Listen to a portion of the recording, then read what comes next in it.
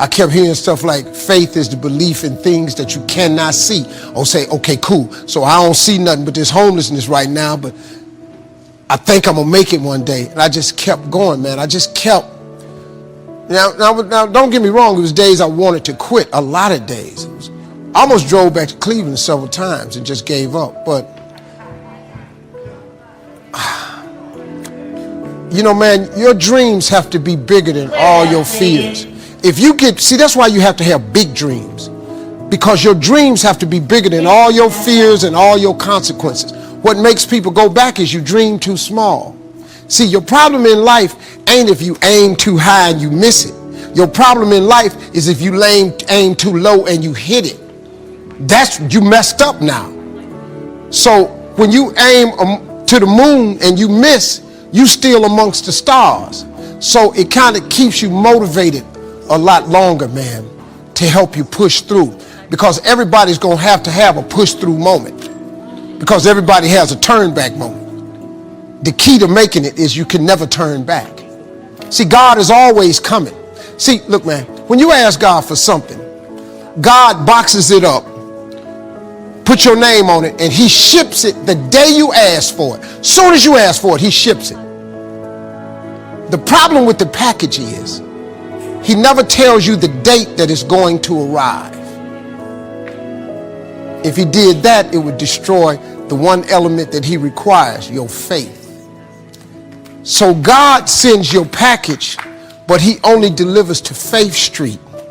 If you step off of Faith Street and you go over here to I Don't Believe It Boulevard, he don't ship there.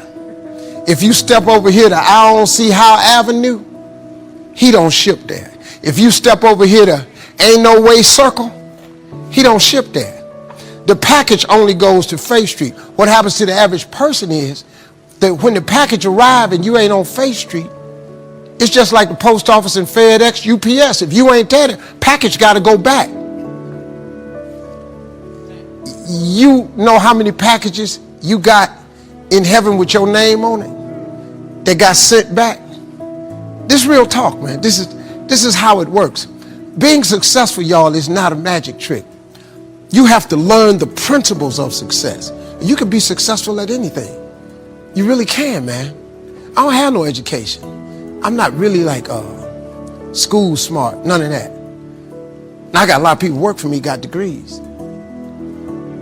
See, when I don't know something, I pay somebody to know it. Just come stand around here. I come down here and do the gift. I keep telling the jokes. I'm telling you, God has an incredible life for you. All you got to do is ask him for it. Be willing to put in the work. The capacity to strengthen and increase your hunger is the one common denominator amongst the most successful people. Richard Branson's a good friend of mine, and Peter Gerber, Steve Wynn, all these guys, they've never lost their hunger. Most people are hungry to achieve a certain amount, make a certain amount of money, and then they get comfortable and relax, or to get a certain level of fitness, and then they relax. But, Richard is as driven today as when he was 16 years old starting. I mean, he's like on fire, and he's 65 years old. Warren Buffett is 85 years old. He's as driven today as when, he began the journey, right? And so people that have that hunger, I believe intelligence, I love people that are wickedly smart. And I work to be wickedly smart by educating and training myself and so forth and training my brain. But there's a lot of intelligent people can't fight their way out of a paper bag, right? Absolutely. Hunger is the ultimate driver, because if you're hungry, you can get the strategy, you can get the answer. If you can't model it, you can find it. Another guy I interviewed is a man named Kyle Bass. Kyle Bass took $30 million, gathered money together, a lot of money, but other people's money, turned into $2 billion in the middle of the subprime crisis. That's a very big return. You can say that in 2 years, right? Oh my God. So I'm like, how did you do this? It's historic. And there's several books you read and they open up the chapter, and some of the most historic books written recently.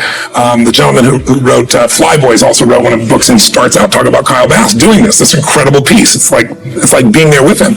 But the way he did it was he risked 6 cents to make $1, and you just leverage that up. Wow. So he could be wrong how many times and still break even? 15, he could be wrong 15 times and make money.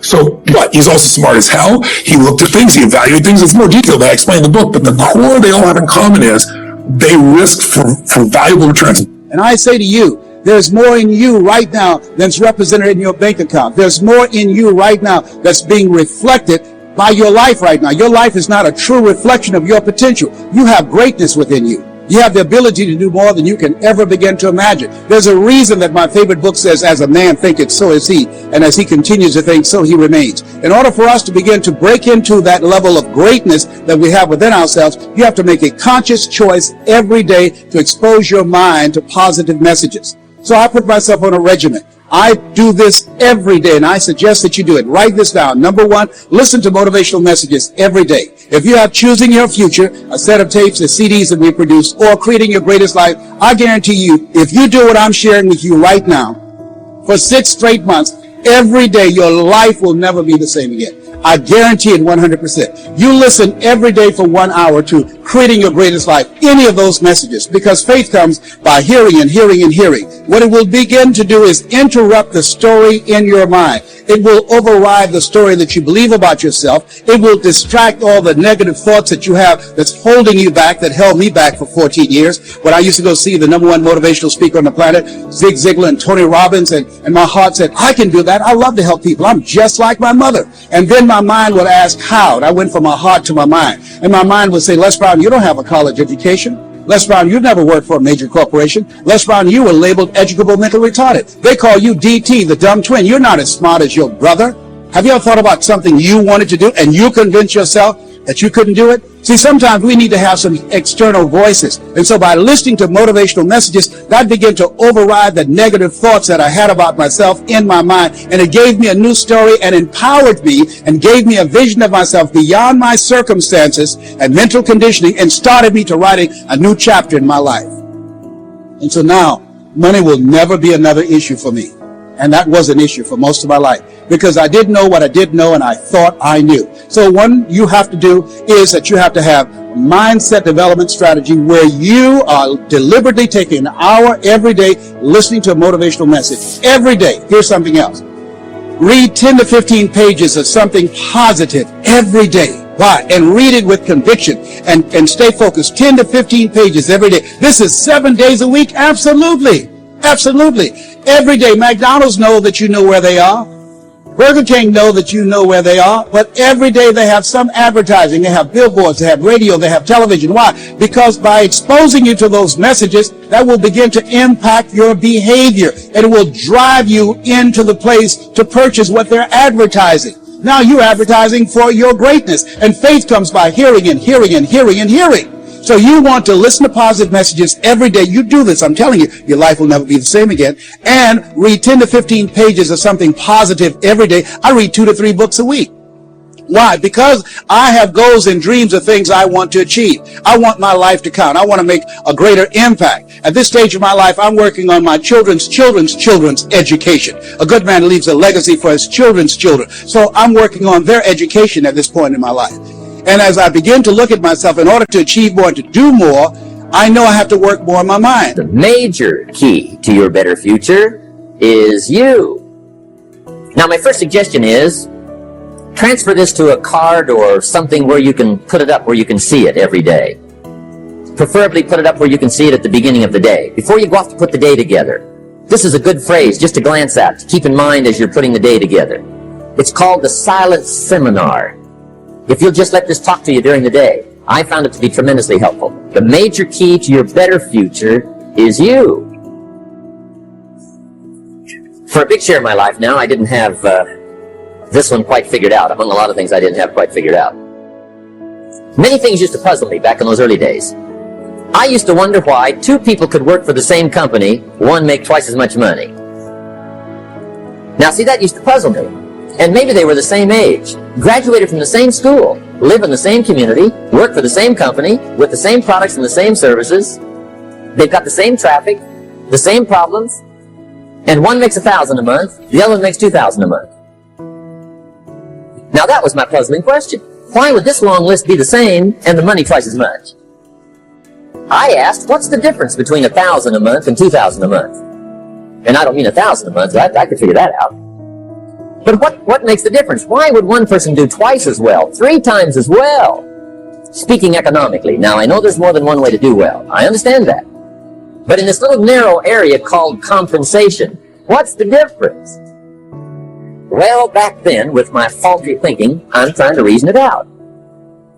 I thought, well, maybe time makes some of the difference, right? Some people do better because they have more time. I used to say, Harold ought to be able to do well. He's got a lot of time. If I had all of Harold's time, I could do well. Now, that's got to be dumb, right? Number one, you can't get somebody else's time. A guy says to me one time, he says, you know, if I had some extra time, I could make some extra money. I said, then forget it. There isn't any extra time. Hey, when the clock strikes 12 midnight, that about wraps it up, right? I mean, you can look around the gongs there for a little more, but it's over. You say to the guy, what are you doing? He said, I'm looking for extra time. See, they'll come and take you away, right? There isn't any more time. Now, if you can't get more time, which you can't, what could you get more of that would make a difference in economic results? And here's the key word. Make it a part of your notes. We're going to consider it tonight. The word is value.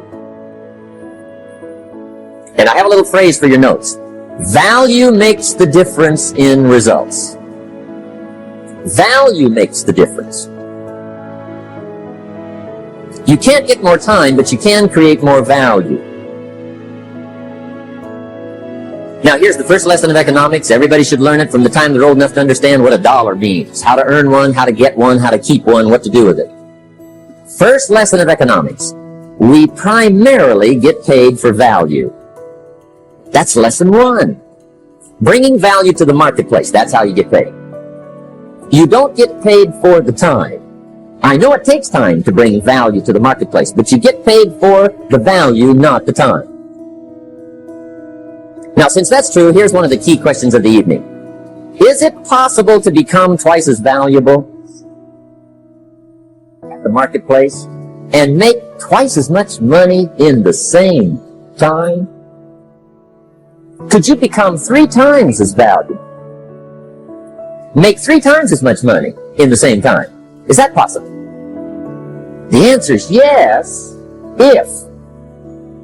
And it's always if, right? Life is known as the big if. Harry Truman once said, life is iffy. How true. And here's the big if we're going to consider it tonight. It's possible to do much better at the marketplace if you go to work primarily on yourself.